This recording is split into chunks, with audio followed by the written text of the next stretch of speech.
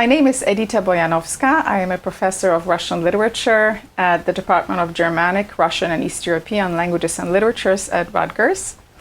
My area of research is 19th century Russian literature and intellectual history. I am interested in the connection between literature and ideology, in particular ideologies of imperialism and nationalism. I study how 19th century literary works both reflected prevalent Russian ideas about nation and empire, but also how they helped shape those ideas. My first book focused on the work of Nikolai Gogol, a fascinating, puzzling 19th century Russian writer, but also a very important cultural figure in his own time. What many don't know is that Gogol was actually a Ukrainian, and he first set foot in Russia at the age of 20. Ukraine at the time was a province of the Russian Empire, but one that still had a very strong sense of cultural and historic separateness.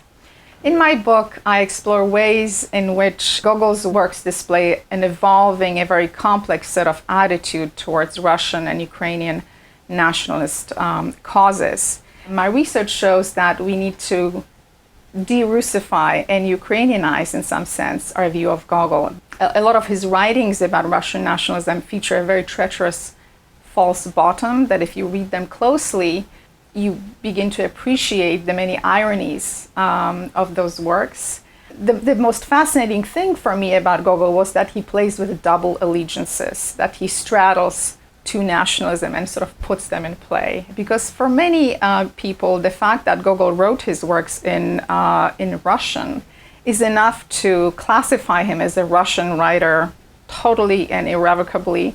But the imperial context makes language really not a reliable indicator of national loyalties. One of the examples is Irish literature, where we have works written in Irish, but also in English. So, you can't really base this decision on language only.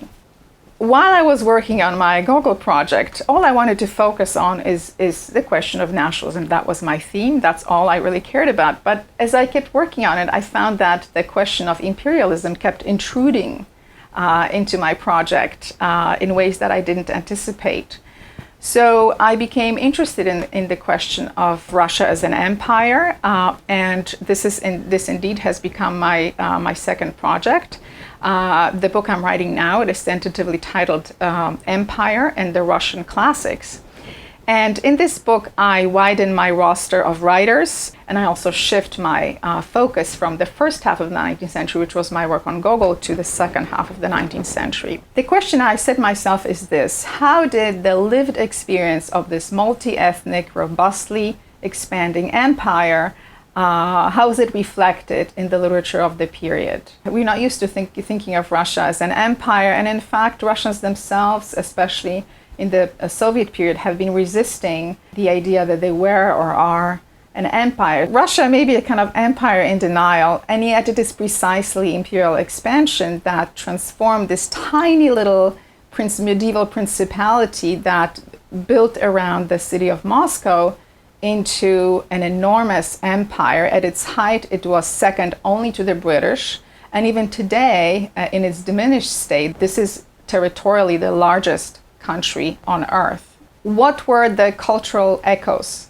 of this process? How did Russians react to the opportunities, challenges, and dilemmas of their imperial status? These are exactly the kinds of questions that prompt my research. I found that every single major writer was in some ways involved in the problems of empire, in the questions of empire. Empire wasn't just a brief fashion for Orientalist exoticism. In fact, it continued throughout the 19th century, and every major writer engaged with the problem of empire in some ways. What I want to do in this book is to map out the ideas, images, and values that these writers attached to empire in their works, to see how they treated the problems of multi-ethnicity, to see how they weighed the interests of the nation against the interests of the empire. So what I hope to produce is an analytic account of a lively debate that took place in Russian culture in the 19th century about imperial questions. And I would also like to contribute to the larger humanistic scholarship about imperial questions. And the case of Russia has been missing from these accounts, but I really think it needs to be reintroduced into that larger scholarship about Europe's imperial past.